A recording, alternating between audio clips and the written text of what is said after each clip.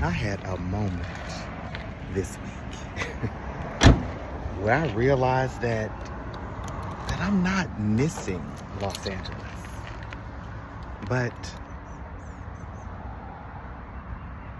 that I'm recognizing that my life and the world around me, like it's just moving toward what I am expanding to.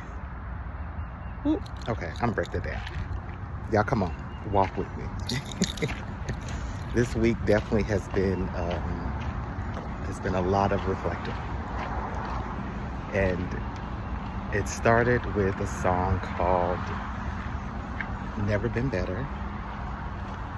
I think his name is Ben Abraham, and we all know that like music can really drive your emotions and take you up and take you down. And listening to the song and him just having some of the lyrics that says, "I've never been worse, but I've never been better." And then of course there were several lines within the oh, let me start. Hold on. Sorry about that. I had to start my outdoor walk. But yeah, so but anyway, he had some lyrics in the song, and talking about LA, of course. And I found myself longing to be there in Los Angeles. I found myself feeling sad and emotional because I wasn't there, because I'm not there. And there's no secret that I've been, for the last couple of years, been trying to do everything that I can to move and align with being in Los Angeles. And so not running from where I am, but just knowing that this is not my endpoint at the end of the day. And so that's not been a secret. But this song, like it got me feeling really sad and down about the progression or the progress that I've made so far. And so the more I listen to it, because when you get a song and it hit those emotional keys, like I had that sucker on repeat for multiple days.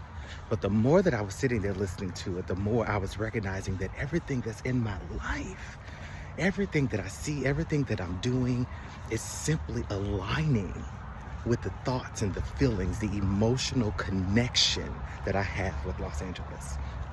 And at the end of the day, everything is moving me in that direction. And that song was just an emotional staple about how it feels to be out in Los Angeles. The thoughts of what it's going to be like to live there, and even having conversations with my mother and her, and even describing the weather out there and having that conversation with her, like all of those emotional things were just clicking and hitting.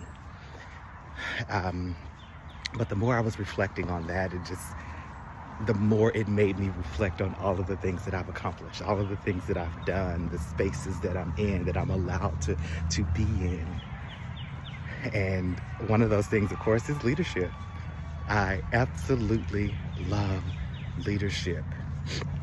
And in fact, one of the things that happened today, or actually this week, regarding leadership, we have a new person on the team, and not on my team, but a new person in the department that's been with the company for several years, mind you, but she just recently transitioned over into a new role for her.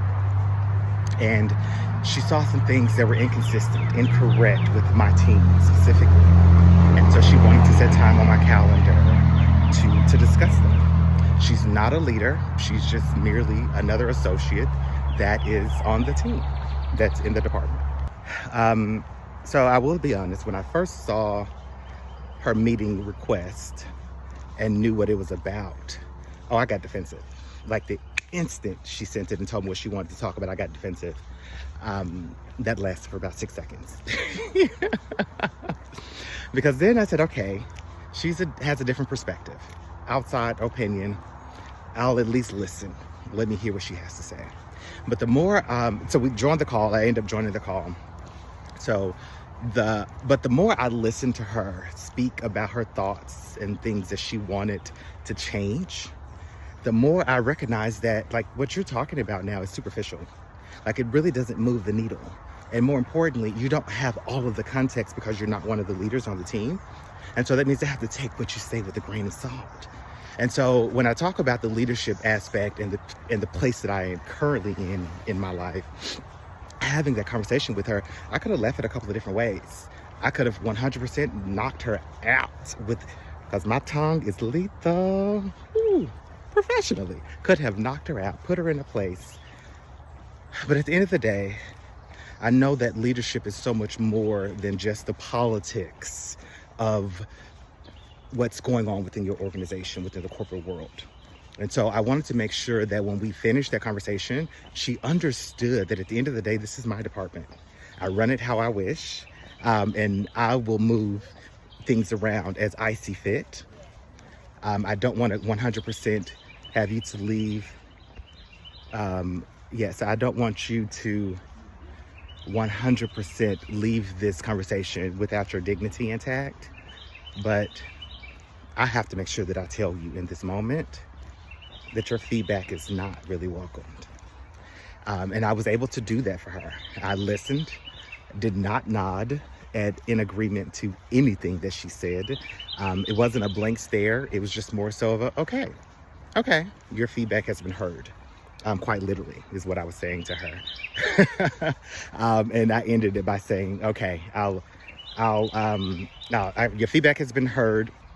I'll review a few things. And that was it. But I'll make sure that I take it over from here. So she got the picture. She got the picture. But she definitely highlighted that there were some things that were misaligned within the department.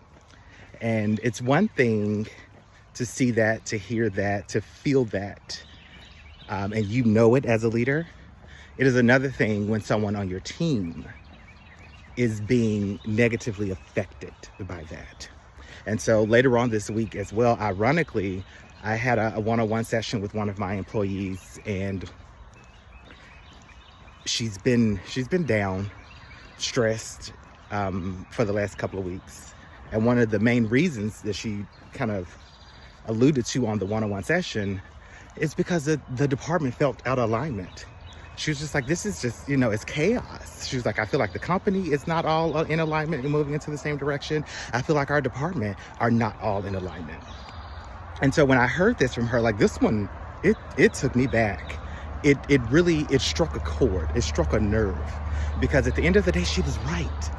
And so I ended up having to spend time in this conversation with her.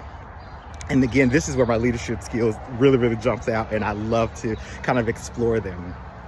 But I had to, first off, truly reassure her, like, girl, you are right. We are not always in alignment. A lot of times, a lot of the decisions, a lot of the expectations are not in alignment within our own department, within the organization. So girl, you are not crazy. Like, what you're seeing, what you're feeling is valid. Like, for sure, it is valid. Trust me. But also, I need you to know that you have a leader here that is working behind the scenes, doing all that I can to influence what I can, when I can. I'm in it for the long haul. And more importantly, what I really wanted her to take away was, and which we actually end up gearing toward, is that I can only change so much. And this is a slow burn. This is a slow change progression that's about to happen. It's not going to happen overnight. So next week, you're highly likely to come across this problem again. So what I wanted to do, and what I explicitly said to her, is I want to make sure that your stress level, when you're feeling that, when it's starting to bubble up, that you're able to self-soothe, that you're able to not allow what's happening in your environment to throw you too far off of your natural abilities, to not throw you off your game. And so she understood where I was coming from on that, because it was definitely a place of love. I'm glad that she was in a place where she was no longer so stressed out and overwhelmed, but she was in a place where she could hear what I was saying. Like, yeah, girl, you're right. Like, I'm working on it. But in the meantime, like, you cannot be out here messing up. And also, when those situations pop up, when you're being or feeling stressed, you have to have the tools and use the tools, not just have them, but you have to use the tools that you have at your disposal to make sure that things don't get too far off. And so the more I was talking to her, the more I felt like I was being triggered by some things that I didn't have the opportunity to kind of deal with in the past, which is a whole nother topic by itself. But I felt like this week, like things have truly just been triggering me. Like, and not in a negative way, but triggering me in a way of reflection, triggering me in a way of remembering what I've done and gone through. I ended the week by watching this show called The Bear. If you haven't seen it, check it out. They are not sponsoring me by any means, but it was episode 8, season 1, episode 8. And he's standing in this kitchen, like a Julia Childs type kitchen, and all of these cameras are around him. And all of a sudden, you can see that he's putting on this performance, but then the facade started to slip. And I was sitting there like, oh my God, like a lot of people I've gone through that, where I'm holding up the title of husband, of brother, of child or son. I'm holding up the title of uncle and leader. And I'm going through all of these things. And I'm trying to hold up all of these balls and all of these plates. And at some point, I remember them falling. And that facade began to crack. I remember dropping all the balls. And at that point, I remember kind of reaching out to some people, like for help. Some people, most people could not help me. Most people were shook, taken back by the fact of me, their anchor, a person that they've always found to be stable, is saying, I need help. Most of those people are no longer in my life. But I remember dropping the ball and hoping to reach out for help and not getting it. And when something like that happens to you, and you're then, you're trying to figure out what the hell do I do next, and you realize that you really don't have, you have limited options. Like, I remember then, that was a huge turning point for me, because I'm like, now I'm very selective. I am very selective of what I take ownership and responsibility for. I'm not picking up all those balls. I'm not picking up those plates. No. You built that table, so you set it. I'm out of that. I'll provide this as feedback. I will provide this as some level of stability for you, but I'm not taking ownership of this project. Nope, that's back on you. And so, like, sitting there watching him on that episode, I was just like, dude, like, I remember that. Like, that shit is exhausting. That is exhausting. And something that that happened next within that episode, which is even more exhausting. He was talking about his brother, and they didn't have the best relationship. Their relationship was relatively toxic. And within the culinary field, he found himself trying to impress his brother. Do all of these things to say, hey, I'm gonna prove it to you. I'm gonna show you. And again, this was another one of those triggering moments, but sitting there watching, I distinctively remember, teenager, I had my first car. My mom bought me my first car. I think I was about 18. I wanted a second car. I remember, like, everybody in the family was just like, why do you need 2 cars? Like, it's just you. You can only drive one at a time. And although that was true, but I was just like, bump you. I want it, so I'm gonna go get it. Like, I'm gonna prove to you that I can do it. I literally went out, got my dream car, the Ford Mustang. Beautiful car. Oh, I love the car. Went out, got the car, extended my parents' driveway so that my cars would fit. And I was just like, I'm gonna do it, and I'm gonna do it on my terms. I remember even, I'm like, at that point, that was probably 18 years old, 18, 19. And then by the time I turned 20, almost 21, I was like, okay, I got 2 cars, still home with my parents. I got money in the savings. Let me go out and get a place of my own. I started now, like, I have 2 cars. So now I got to have a garage for these 2 cars. And so I started looking at these apartments that had a 2-car garage and 2 bedrooms. And I was just like, okay, this is $900. But wait a minute. You mean to tell me I could spend $1,000 and I can get a 3-bedroom house, 2-car garage, driveway, 5-person hot tub in a gated community? Wait a second. Now, mind you, this was a long time ago. That's why that was $1,000, but we won't go there. But I was like, okay, wait a second. That made more sense to me. And so I started building plans and dreams and goals to go toward that. And again, I remember so many people like, you need to crawl before you walk. You don't understand the responsibilities that comes to, having home ownership, honey. And part of that was right, but most of it was their fear on what they had seen and done on their own lives. They didn't know that it was possible to be able to have done something like that at that young age. And I had felt like I had built this idea in my mind, like, again, I'm gonna show you. And I did. I had no regrets about it. But something funny happens, again, kind of tying all of this back to the episode. Something funny happened to me when I no longer had people to prove anything to. Shit got real. Because when you have nothing to hide or nothing to protect or nothing to prove, and you're just being, and you recognize that all of this is on you, like you have choices, you have decisions. So then it becomes, what do I decide today? What do I want today? That's when life starts being fun. That's when life starts unlocking all of its unlimited potentials. And I remember sitting there in my new home at that time, because this is several years ago. But I remember sitting there on my floor, bored out of my mind, not sure what the hell I wanted to do next. It was scary. It was bold, because at that point, no one around me could help me. No one was around me telling me that I couldn't just do whatever.